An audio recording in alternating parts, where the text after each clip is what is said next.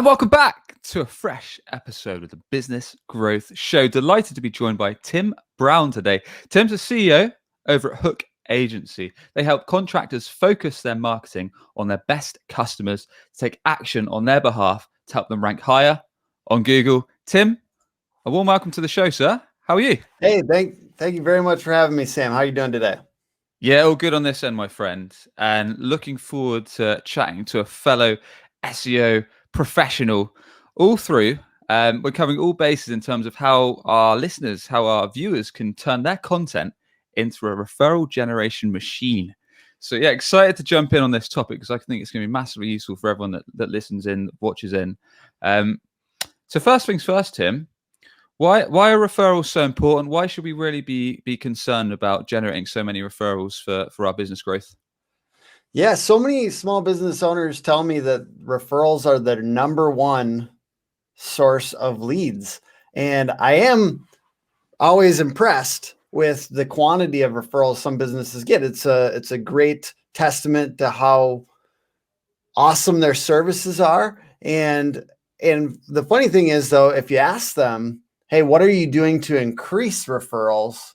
They often say nothing. And they'll talk to you all day about, hey, we're doing this for our marketing. We're spending a lot of time on social media. We're doing video. We're doing content. We're doing ads. But then what else are you doing to get more referrals? If that's your number one lead source, why are you not doing more to increase your referrals? And I think when people hear that, they're like, okay, I can get on board with that. Like I've seen some cool things. I've seen like the note after the job. I've seen, brownies. I've seen referral fee. Like I'm got to give them money. What do I got to do? What else can I do here? And the funny thing is the easiest way to do it is just to take your current marketing efforts that you're doing and think about them as referral generating efforts. I think that that's a huge opportunity that a lot of people aren't doing. And the weird thing I've seen is that if I just think about all of our marketing or all of our clients' marketing as a referral increasing thing, then it doesn't have a lot of negative consequences for the other thing, like just generating cold leads and the other things that we want it to do.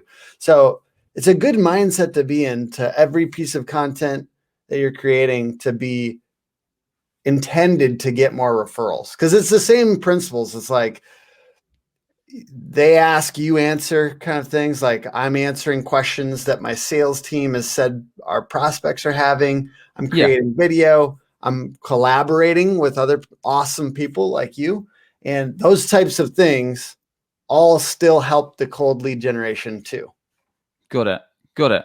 So, which brings us on to the next topic pretty nicely. So in terms of, and like you say, I'm just the same. I'm sure a lot of people tuning in are thinking when they have those initial conversations or discovery calls with prospects or clients, it's a thing you often hear, right? Like you ask kind of what are you doing to generate business right now? And they might say word of mouth or existing customers or referrals.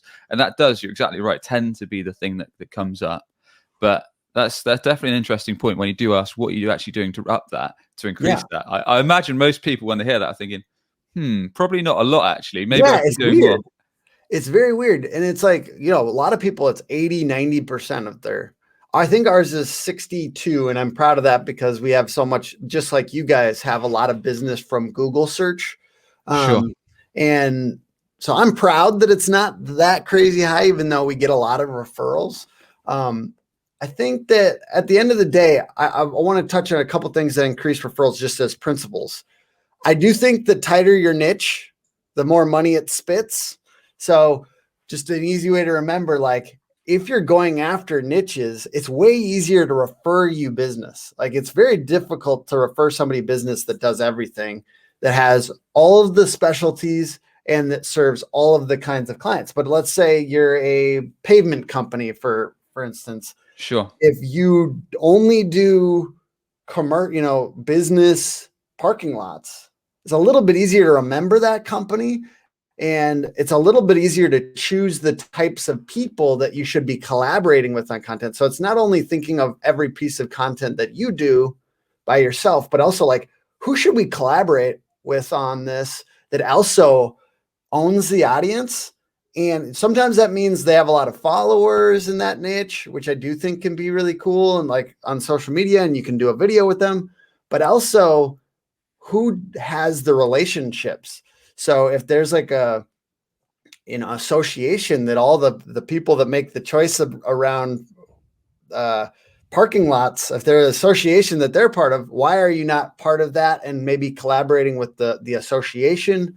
There's a lot of old world. This is like, it's funny because, you and I are very digital, and a lot of, millennial businesses that they grew up on the internet. So the vibe is always, if it's not on the internet, it doesn't exist. And I think a lot of people need to kind of like break themselves out of that and say, what if we just went to the organization, the association? What if we went to the people that have the personal, actual in-person relationships? So it's just kind of thinking of it more on the sales side. I'm going to create content, collaborate with people on the sales side. And I think that's new for some younger people. And I think for me, that has been a big shift this past year that I didn't do before. And that's just because I grew up on the internet and everything. Like I said, I'm guilty of all those things. Sure. And that first point, Tim, I love. So tightening the niche or the niche so it's easy for people to refer. So, yes. And I can completely get that. So I can imagine if you're like, maybe linking back to your example, and you're a builder and you perhaps say, look, we do windows, we do conservatories, we do gardens, we do driveways, we do all this stuff. And your existing customers probably just thinking, like, this is so much stuff to remember. Yeah. How am I going to ever to refer to you? Whereas if you can just say one specific honed in thing, then I guess that just sticks in their mind. So if they do meet someone or talk to someone that needs it, they can refer you straight away, right? Exactly. And it's funny because you think that you're going to cut yourself off from other business, but you don't really. It's just being known for one thing is the first base. Like being known for one thing, just so that they know these types of projects are great for that company. I do think that there is an opportunity to tighten up your processes. Like if you really did constrain yourself to only certain types of specialties and customers, that you can tighten up your processes. And that's another discussion. But even just step one is just making sure you are known for one thing at least. The thing is when we're trying to be known for everything, it's very hard to get known for, it's hard to get known without being known for one thing. That's just something weird about the human brain. It seems to respond when you have a very specific thing. Like think about, okay, do you guys have, maybe you don't, and I'll give you the full thing. Do you guys have Jimmy John's in the UK? We don't. Okay. No, I'm not sure what that is. I'll give you a quick, like, this is an example, US example, but I think it's a good one. They do sandwiches. It's like a sandwich shop. Okay. And they call themselves Freaky Fast Delivery. And the funny thing is like, that has nothing to do with the sandwiches, but like, that's one thing. They zoomed in on one thing that their customers cared about, fast. And that's it. Honestly, the sandwiches aren't even, I mean, no offense to the Jimmy John's folks out there, if there's a Jimmy John's marketing professional out there, but the sandwiches aren't even that crazy good, but they're freaky fast. And you do remember that, and it gets stuck in your head. So like knowing that human brains are weird, you can own either one term, one niche, one something in their heads. Everything, it's hard. If you try to be known for, if they were trying to be freaky fast, soft bread, and like the best cheese, it's too much. It's too much. Like, I'm not going to remember that. And to be honest, it just sounds like everything now. Like, so just remember that whole thing. You sound generic when you try to be known for everything. And that goes for like your point of differentiation and the niche. Yeah. No, I really like that, Tim. So moving this forward, giving the audience a tangible strategy so they can start getting referrals. What's the next step? Do we now start thinking about putting content together, or have we got to do a bit of research? What do we do, or do we jump straight into start crafting content to build referrals? What's the next step in the framework? I think it's a blend of two things. One, you got to know who to talk to, right? Who else owns the audience that you're trying to talk to? Who owns their attention?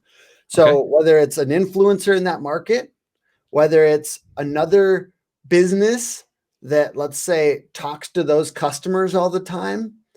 So that's one big piece. I got to find people that also talk to these people all the time.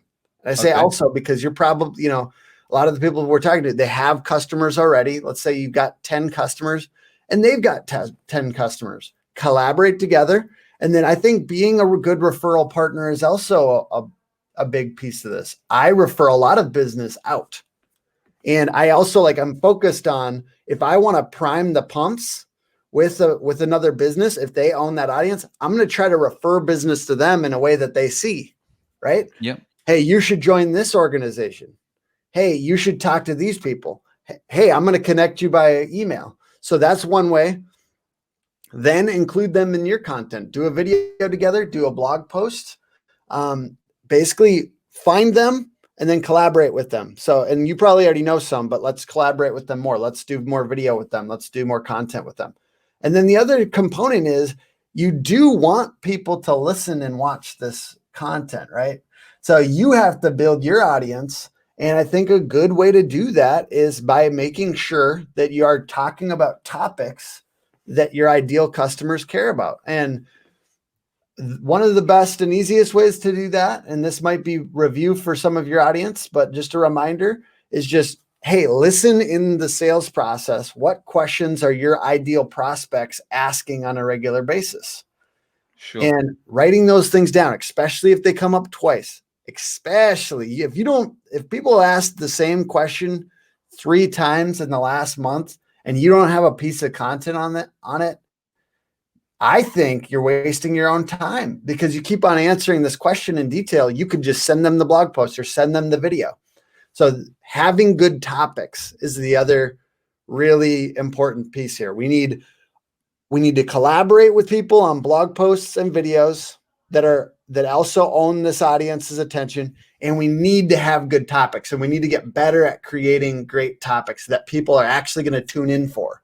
And yes, it does matter. You do want to get as experts. You want to get people that have done this previously. You want to get people that also know how to create content. That's a hard part, because I can collaborate with somebody, but if they're not used to creating content, you know what I'm saying? Let's say I wanted to go after this hypothetical pavement company, and I went for the organization that works with pavement companies, but then I'm talking to their director and they don't know how to create engaging content.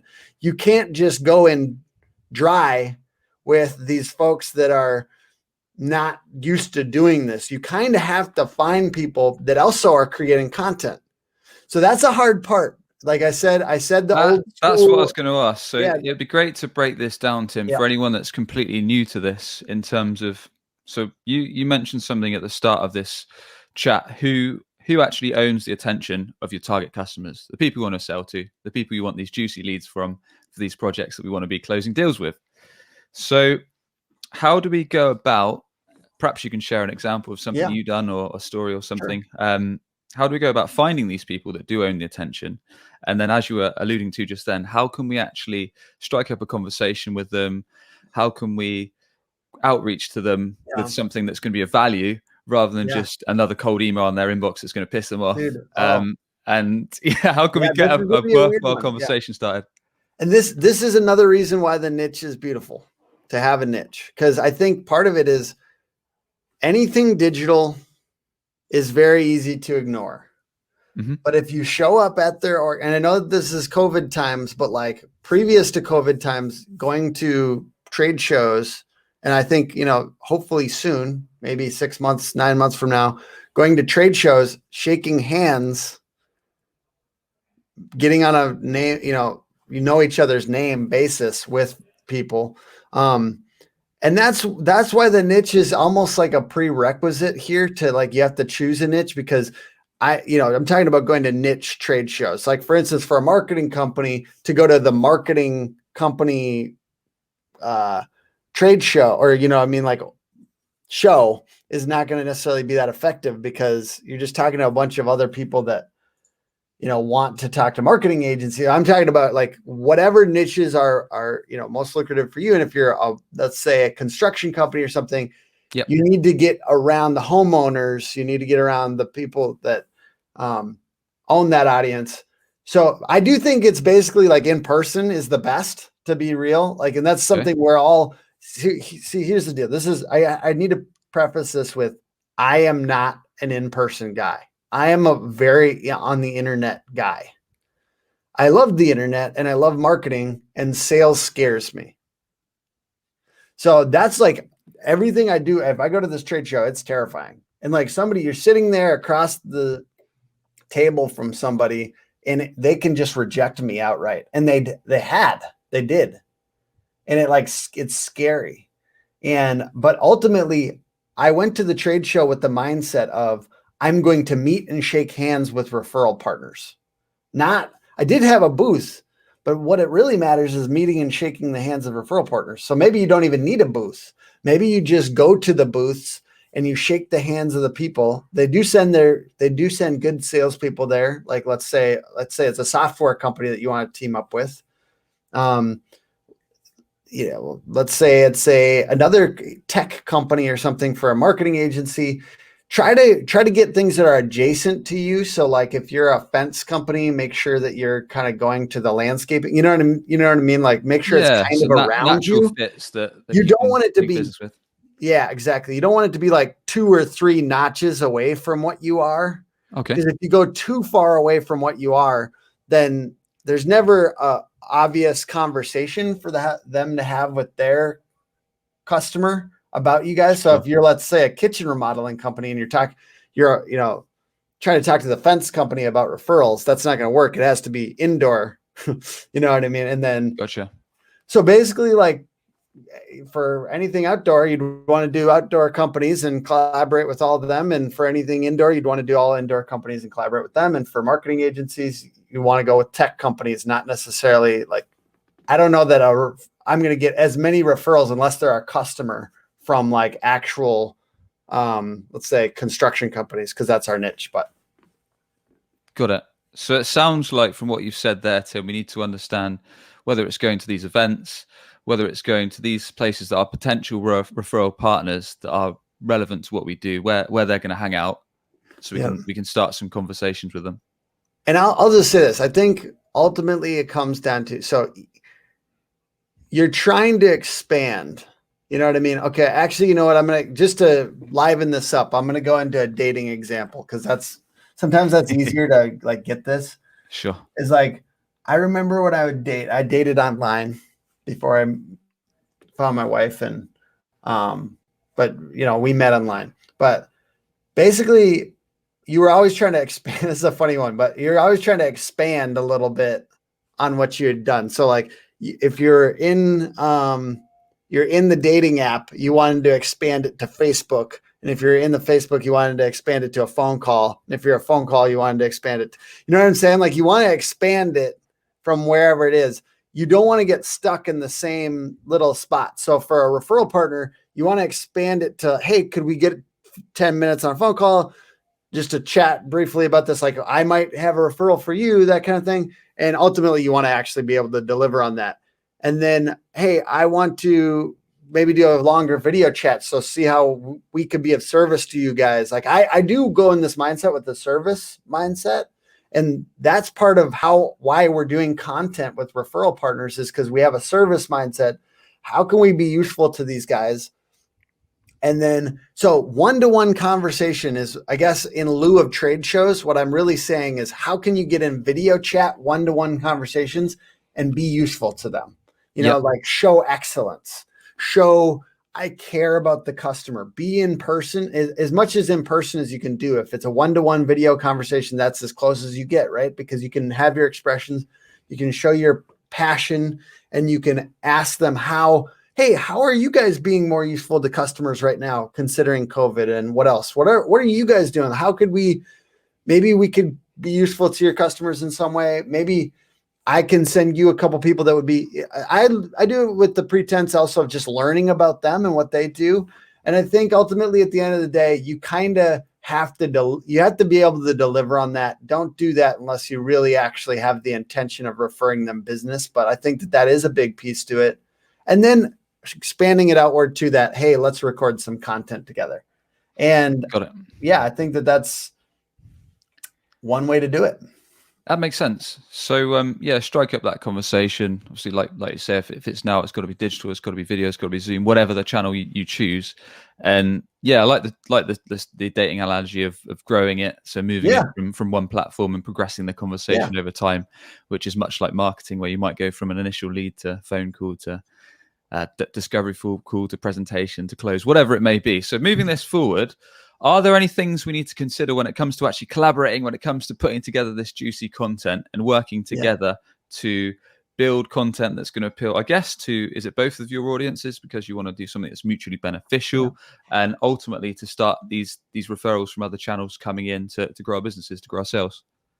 Yeah. And I think ultimately, even if you serve, let's say, 5 kind of key niches or 5 key specialties, I do think zooming in on 1 or 2 with this content and focusing on as tight of a group as possible allows you to be confident in what you're saying. Because I'll be honest, like that's why every time before one of these videos, I ask who's listening from your side, like who is the audience here? Because ultimately, I'm going to try to speak to them as much as possible. You know, we talked about the audience before this, and I'm kind of talking with a persona in mind. I'm talking to that person. I'm talking to you a little bit. I'm trying to be useful to you, and then I'm trying to be useful to that person that we kind of talked about. And I want to be as useful as possible to them, and that intention hopefully comes through. I do think part of it is don't just talk to as many people as possible. I think that ultimately what I want is long-term referral partners, right? I don't just want a referral from one you know what I mean? Like as a small business owner and as somebody trying to scale a business, at the end of the day, what I want is 10, 20, 30 really good long-term referral partners. And that's the mindset you should go into it with. Not like I'm going to do a one-off with this person, one-off with that person. Ideally, at the end of the day, you get into some kind of rhythmic, cyclical thing. I said, from Naval, who's a investor guy that's got some great wisdom. He said, play long-term games with long-term people. And I think that if you think about that with your content strategy, it makes it easier. It makes it easier because I keep on using the home services stuff. So excuse me if that's not useful, but think about a landscaper that's talking to the retaining walls guy, that's talking to the hardscaper, that's talking to the fencing guy, right? You have these 5 referral partners, let's say, with other things, and you're creating once a quarter content with them. You're doing a video with, hey, this is our retaining wall special. Like every quarter we do this retaining wall special. That's a good system. That's a good rhythm. You've got the video that you put out. You've got maybe a couple other pieces of content that you do on social. Every time with that other company, they know it's coming. You know it's coming. Another smart person said, without habits, everything is a decision, and a decision is tiring. We're trying not to tire ourselves out as a business owner and as a marketing professional. We're trying not to tire ourselves out. So as much as you could do 3-month, 6-month cycles with these referral partners on the content creation side, you take off some of the stress about constantly expanding your network, and you get down to that. We're in long-term relationships with great people. I think life is better when we're in long-term relationships with great people and we don't have to reinvent ourselves all the time. And the same goes with content strategy. And the same goes with, yes, as entrepreneurs, yes, we have to be constantly expanding our mindset. But once you find great referral partners, figure out a way to get in a cyclical content creation system with them. Yeah, well, that does make sense, and certainly a long-term game, because as you mentioned there, Tim, it's not always the easiest thing to create with new content ideas constantly. So I guess if you've got a partner that can help you out with that, that's half the battle, because I know firsthand creating ideas, whether that's for our clients, whether that's for the podcast, whether that's for Web Choice, the company, it's not easy, whether it's LinkedIn content, YouTube content, whatever it may be. Creating off the top of your head is tough. So if you've got someone who can pitch in and help you out and batch this content and stream it out over time, it's definitely half the battle done. So exactly. And just a note on that is for instance, like we talk about leadership, we talk about sales, we talk about organization and culture. Those are not things we sell, but like coming up with these kind of shoulder topics to what you do, it makes it all a lot easier. You like this idea of I don't have to be selling with every piece of content. I'm just trying to be useful to these people is way easier than always selling. Always selling with your content is hard. And you'll notice it doesn't get as quite the reaction on social media that you want. So being in these other adjacent shoulder topics, as long as you're focused on being useful to that ideal customer, it really frees you up mentally. Cool. So moving this forward in terms of giving some ideas, and you touched on this again a bit earlier, Tim. You mentioned perhaps talking to your sales guys, your sales team, or if you are the business owner purely and you run the sales as well, then coming up with or working in the questions that your customers often ask you. Yeah. So is that one of the best ways to look at content that you should be creating, Tim, or is that one of the core strategies, or are there other ideas you Oh, recommend? absolutely. And part of it is just allowing marketing to bleed over into sales. And I used to think that was kind of I mean, I guess maybe this is just me maturing as a marketer over time. If it's not creating sales, it might be a little bit of a waste of time. Like, what are you doing right now in your marketing that's not creating sales? Or it might just be early, like you might be early in the process, and like we always kind of have to think about the multi-touch attribution, right? Sure. Like somebody saw a video on LinkedIn, then somebody saw, went to our website, then somebody saw a remarketing image later that reminded them of our brand, and then they followed us on Instagram, and then 2 years later they became a customer. That's a weird story, but it's not unheard of, right? Like, and I think that is why I do think salespeople, it's old school, but always asking, where did you hear about us? Like, hey, give me a little story. Like, this is kind of interesting. You came across us, like what happened? And then like those, and I hear those, we talk about those every week in our sales and marketing meeting, like, and all of the touch points that I hear, and yes, remarketing is one of them that I hear a lot. And, other ones are referral partners, like a YouTuber that talks to a lot of our customers, like that we've collaborated with. We hear those stories, and then it just confirms those points that are in our stack.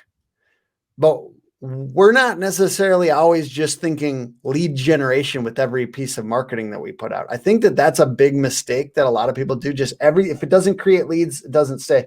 But if it gets touched on regular kind of, people always say this, I saw this, so it reminded me of you. If like people say that in that story they give us, it just confirms it. Keep that. And then at the end of the day, though, they shouldn't all just create leads all the time. They just need to remind people of you. And it's okay. Like, just think about, I think it's just empathy with the audience. Like yesterday, I went to get a electric fence for my dog. And I hope the dog's still standing. What's that? I hope the dog's still standing. Yeah, I haven't put it electrocuted yet. Yeah, are those good? I don't know. My brother had luck with one. I don't know, dude. We've got a dog. He's mad. He pretty much chews everything in the house and chases our baby around most of the time. So maybe we should look at one of those too. Yeah, and I am very excited to check it out. But hey, tomorrow I might not be as excited, but if I see the ad, it reminds me. I don't know. I think remarketing is a big one that people should be doing in conjunction with whatever thing that they've got going on as their primary thing. But just empathizing with people and empathizing that they may not, you're the biggest deal to you. Your business is really important to you, but for them, it might just be like a side note, right? Like our business is often a side note for other people, and it's okay. Like, it's okay to kind of be in their face a little bit afterwards with remarketing on Facebook and Google, or the Google ad network, to just remind them the weeks after they come to your website. Yeah. Makes sense. So in terms of what you just said there, to kind of piece that all together, Tim, are you saying that every piece of content we put out shouldn't be focused on leads. It should be more Yeah. trying to be as useful resource to our target customers as possible. Yeah, I honestly, that's what I do. Although I am tired. So I create a lot of content. We create a lot of No, the content. feeling. I Yep. just think that's how humans work. Like I don't think I'm sorry, but if a piece of content, one single piece of content turned me into a lead, I think that's super unusual. I think that's super unusual. So every piece of content, I think I just want to display excellence and value. And then I do have call to actions on our blog posts. I do nudge people in the direction of this is the next step to remind them that's what I want them to do with our business. Sure. But I don't really expect one piece of content to do that. I expect it to be like 5 touches. Yeah, that's one thing. I mean, I'm definitely all in on that on LinkedIn, and we're perhaps lacking that a bit on our own blog for Web Choice because maybe we focus on our clients too much. But certainly when it comes to creating content on the YouTube, on the LinkedIn, I'm pretty much trying to give away everything I know. And then I might put a call to action in the comments or in maybe the bottom of some of the posts. But like you say, Tim, it's very, very rare that someone will come straight to you saying, I've seen this one thing or I've seen this one thing. Usually it's like, if it's content related, I've been following you for X many months, or I saw X, Y, Z, or I loved your video and your post on this. It just doesn't seem to happen where someone will just come for one piece. They'll usually say, I've been following you for a while. I've been looking at your content for a while, unless it is that they've come through a paid ad or they did search for you straight away because they had that high intent, that urgency, and they're ready to move on right away. Exactly. And I mean, it's all about like, know, and trust, right? Like I'm going to do business with somebody I like, know, and trust. I'd almost rather have that business than somebody that was created off of one piece of content. If they're created on one piece of content, I'm like, can I deliver? It's like, they really liked me for that one piece, like, I have had that. I got a couple flashes of a couple customers that we got from one piece of content. And I was like, that is unusual. I mean, it's happened. But dang, that was some good content, right? One of them for you, just note for you, not for you, was like showing the back end of our websites, like to show what it's like editing them, because a lot of customers have that problem with can't edit their own content. So just showing the back end of our websites created business for us, just turning that inside out. This is what it would look like to work with us. I think a lot of people can get that principle. Like they turn your business inside out, show what it would be really like on the back end, show the danglies on the inside of the sweater. And you'd be surprised. A lot of people are just happy for authenticity, and they want to work with people that are real. So I just think people would be crazy surprised if they started showing more of the internal parts of their business and how much people relate to that and like that. Yeah. And this is all really useful stuff, Tim. So to wrap things up, as we're coming to a close, just any final tips when it comes to kind of creating this content, thinking about not necessarily driving leads straight away, but building that awareness, building those referral partners. Any final tips or notes that people should consider, or something that's going to help people tune in, really kind of get a grasp and understand what they should be including in these contents? Any takeaways? Just be thinking long-term, thinking niche, and know that 3 of these could be all of your business that you need for the next year. So it can be a major gold mine, and having 3 could do it. Like, so get started on this, try it, and understand. Just kind of go with that in mind. Not that every single conversation you have needs to be that. You need to be nice no matter what. But then, like, know that once you find 3 of these that are really good, these good referral partnerships, you might not even need marketing anymore, and you're just doing it for fun. I do so much of our marketing for fun. I feel like if I let this sit, there would be leads coming in our business for the next 6 months, and it wouldn't be that, but ultimately I do it for fun. I know, like, I think people that find marketing fun do better. I think that's a good way to think of it. Try to have fun. Try to have fun while you're doing it. Yeah. Nice, lovely tip. Exactly. I completely agree. If you can find a way to make it enjoyable, it just helps so much, right? If you can work your passion into it. Good stuff, Tim. Look, really enjoyed the chat, Tim. Thanks so much for coming on. And for anyone that wants to connect with yourself, learn more about yourself or your business, please do tell us how we can learn more and get in touch with you. Yeah, so we work with a lot of contractors, smart contractors, hook better leads with hookagency.com, Hook Agency all over social media. Simple as that. And we'll put all the links for Tim's company over in the show episode notes at businessgrowth.marketing. And with that, Tim, I'd like to thank you once again for coming on the show. Really enjoyed the conversation. Absolutely, man. Thank you so much for having me.